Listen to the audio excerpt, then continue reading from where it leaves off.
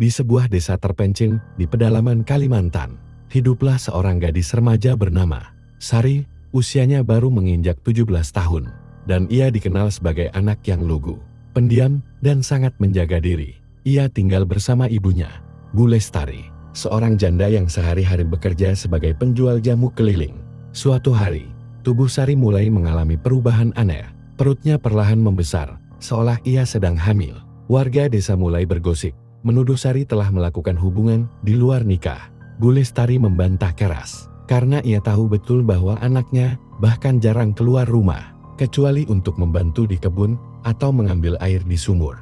Namun, semakin hari, perut Sari semakin membesar dan anehnya, ia tidak merasakan gerakan janin seperti kehamilan biasa. Justru yang ia rasakan adalah geli dan rasa dingin menjalar dari perut ke seluruh tubuhnya setiap malam. Bu Lestari yang khawatir membawa Sari ke dukun kampung. Dukun itu, Mbah Sarno, adalah orang yang dituakan dan dipercaya memiliki ilmu melihat hal gaib. Setelah meraba perut Sari dan membaca mantra, Mbah Sarno langsung terdiam. Wajahnya pucat. Ia menatap Bu Lestari dengan pandangan serius. "Apa anakmu pernah mandi di sungai kecil dekat hutan bambu belakang desa?" Bu Lestari mengangguk pelan. "Iya, beberapa minggu lalu dia sempat mandi di sana." "Kenapa, Mbah?" Mbah Sarno menghela napas. "Tempat itu angker. Dulu ada kisah siluman ular putih yang tinggal di sana. Siapapun yang tidak punya pelindung diri dan mandi di sana bisa menjadi wadah bagi keturunan mereka." Mendengar itu, Bu Lestari menjerit. Tapi Mbah Sarno berkata bahwa semuanya belum terlambat. Asal proses kelahiran dijaga dengan benar dan tidak boleh ada satupun warga yang menyentuh bayi yang akan keluar. Beberapa hari kemudian, di tengah malam dengan hujan yang deras, Sari mengalami kontraksi. Proses persalinannya aneh dan penuh rasa sakit, namun tidak berdarah seperti persalinan normal. Yang lebih mengejutkan, dari tubuhnya lahir seekor ular kecil berwarna putih keperakan. Dengan mata marah menyala, ular itu menggeliat dan menatap Sari seolah mengenalnya. Tapi saat Bu Lestari hendak mengambil benda tajam untuk mengusir makhluk itu, Sari menahan tangannya. "Jangan, dia bilang namanya Naga, dan dia bukan mau menyakiti siapapun." Cerita ini belum berakhir. Setelah kelahiran itu, sesuatu yang jauh lebih ganjil mulai terjadi di desa. Hujan tidak berhenti selama 7 hari berturut-turut, dan pada malam ke-7, muncul kilatan petir yang menyambar pohon tertua di tengah desa. Pohon itu telah lama dianggap keramat, diyakini sebagai penjaga keseimbangan antara dunia manusia dan dunia gaib. Setelah pohon itu roboh, warga desa mulai mengalami kejadian aneh, ternak mati tanpa sebab, bayi menangis terus-menerus, dan suara bisikan terdengar dari hutan setiap malam. Sari, yang sejak melahirkan semakin pucat dan lemah, kini seperti orang lain. Ia lebih sering melamun, menatap kosong ke arah hutan, dan kadang berbisik dalam bahasa yang tidak dimengerti siapapun. Anak ular putih itu, yang dinamainya Naga, terus berada di sisinya. Aneh, ular itu tumbuh sangat cepat dalam seminggu.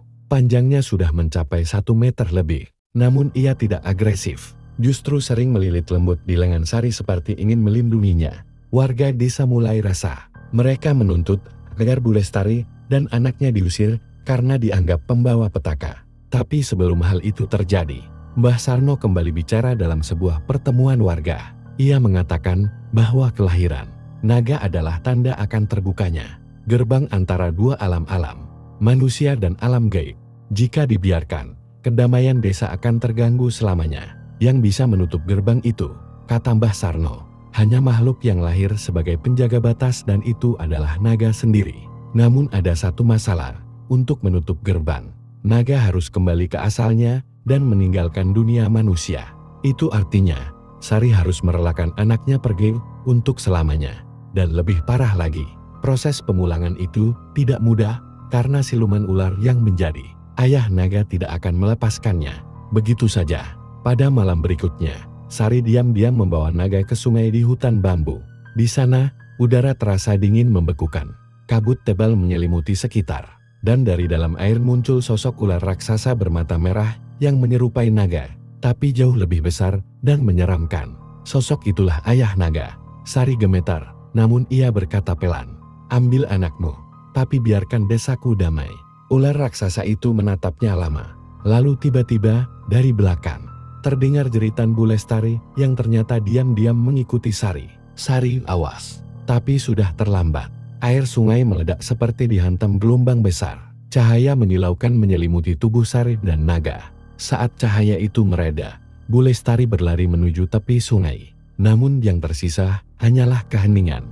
Tak ada lagi Sari, tak ada Naga, dan tak ada jejak sosok ular raksasa. Sungai itu tenang, seolah tak pernah terjadi apa-apa. Beberapa menit kemudian, Mbah Sarno tiba dengan napas terengah. Ia menunduk, mengambil sehelai daun bambu yang mengambang di atas air. Di atas daun itu, tertulis dengan huruf-huruf kuno, "Ibu, jangan bersedih. Aku telah memilih. Aku lahir di antara dua dunia. Dan kini, aku harus menjaga keduanya agar tetap damai. Tapi cintaku padamu akan kekal selama air masih mengalir dan hutan masih berdiri." Bu Lestari menangis, namun di balik air matanya ada keteguhan. Ia tahu anaknya telah menjadi bagian dari sesuatu yang lebih besar. Dan benar saja, sejak malam itu, hujan berhenti. Desa kembali tenang. Tidak ada lagi ternak yang mati, suara gaib pun menghilang. Pohon tua yang roboh mulai tumbuh kembali dengan tunas-tunas muda. Seolah kehidupan baru tengah dimulai. Warga desa yang dulu mencemuh Sari, kini menaburkan bunga setiap bulan purnama di sungai hutan bambu. Sebagai bentuk penghormatan, nama Sari tidak dilupakan. Ia dikenang sebagai penjaga batas dunia. Seorang gadis perawan yang ditakdirkan melahirkan keturunan siluman, namun memilih mengorbankan dirinya demi keselamatan banyak jiwa.